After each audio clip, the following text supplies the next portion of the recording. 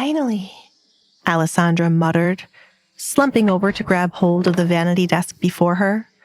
With no one to aid her, she spent a painful amount of time trying to button up the dress Edgar sent.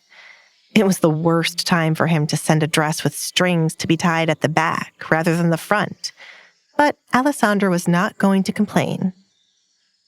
Though it was a task she could have left alone and called for someone to help her with, Alessandra was determined to do it alone. She was independent when it came to these things, as she often had no choice. I don't have the energy to style my hair. Should I just do a ponytail? That sounds good. She gasped for air as the exercise from putting on the dress drained her energy. I just need to sit on the bed for 1 second. Maybe lying down is better. With trembling legs and sore arms, Alessandra slowly made her way to the large bed. Unfortunately, as her hand reached down to touch the bed, there was a knock at the door. What good timing!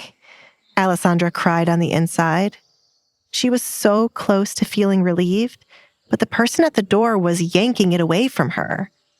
Please come in, she called to the door. Good morning, Duchess. Alfred entered the room with a wide smile which brightened up the room. I hope you found the room to your liking and had a pleasant, good night's rest. Is there something wrong? He commented on the way she was positioned, as if she was going to drive back into bed. No, I was going to rest for a minute. Good morning, Alfred. If you like, you can call me Alessandra. Duchess is a title I must get used to slowly. I'm sure it is, considering the two of you ran off and got married in the middle of the night without inviting anyone important, like me, for example. It's not like I could be there before the priest could start, but I am not holding on to it. Let us start your tour before breakfast starts. Follow me. Alfred swung around, leaving the room with his head high and hands behind his back. Alessandra felt as if she owed Alfred an apology, although she did not know him well enough to be sorry he wasn't given an invitation. It wasn't like she had planned to get married in the middle of the night. Hurry along. Alfred clapped his hands to get her moving. We have a lot to cover before breakfast. Coming. Alessandra hurried after Alfred. She was eager to get a better look at Edgar's estate. Breakfast normally starts early in the morning before most of the town is awake, but Edgar has instructed it to start at 9 to suit you. Edgar is either in his private room or left home by this time. Right next to the bedroom you share with Edgar is one of the smaller libraries. Alfred opened the door for Alessandra to inspect the room. Only a handful of servants are to enter the libraries as we have a vast collection of books we do not want to be damaged. You call this a small library? Alessandra questioned, as the room was nowhere near small. How could this one library be bigger than her old bedroom, but Alfred refers to it as small? When you see the bigger one, you will understand. Edgar enjoys reading books to pass his time, and if he is attempting to hide from anyone, you might find him in a library. As Duchess, you are free to visit the libraries as you like.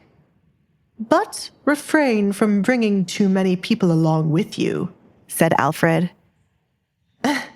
I won't be having visitors in the library anytime soon. I have to start making genuine friends, but I fear it would require a lot of time to do so. I have to weed out the people approaching me only to get close to Edgar, or those who might look to embarrass me.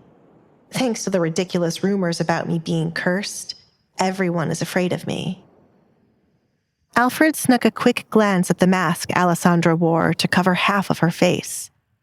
He was curious about the circumstances that led her to wear a mask when she was around others. Do you have any idea where the rumor started? I first heard my sister joking with her friends about it. I wasn't aware of how much it spread around town until One day, my father returned home, enraged by what was being said. He got drunk and banged on my door all night, asking me to disappear. Alessandra had a vivid memory of the terrifying night. My father most likely forgot about what he said the next morning, as he never apologized for his drunken words. Or maybe he did not feel the need to apologize to a burden. That is why I do not have an ounce of remorse that he is gone. He can rot in hell forever. Pretty flowers. Alessandra caressed the dried-up petals of a flower in the library.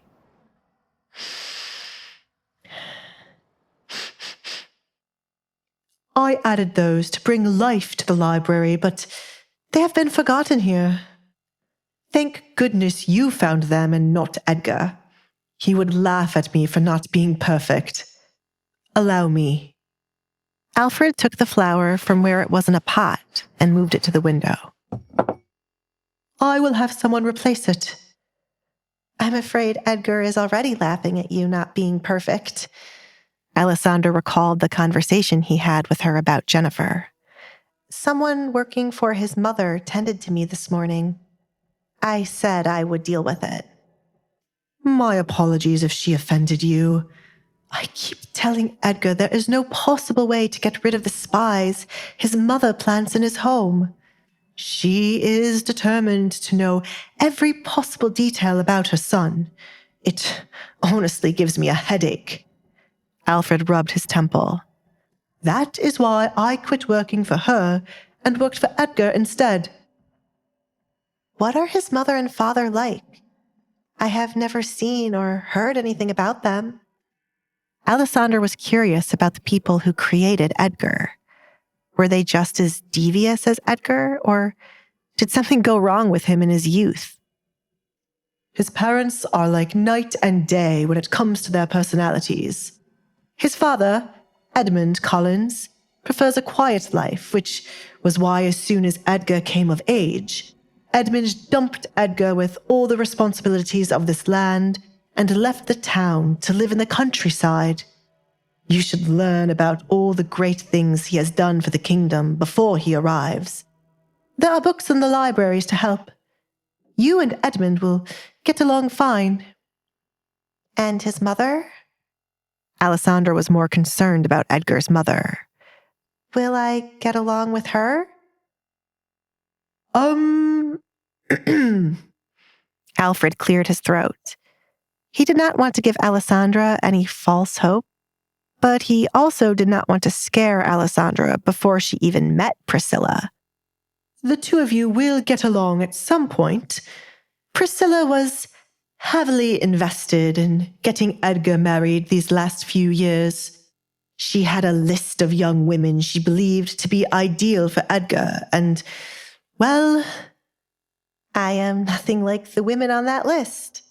Alessandra finished the sentence for Alfred. I take it she won't be pleased. Edgar ran off in the middle of the night and married someone like me. If she has heard the rumors, she must be afraid of me too. Please subscribe to the Pocket FM YouTube channel and press the bell icon for instant notification. Check out our channel for more such exciting shows.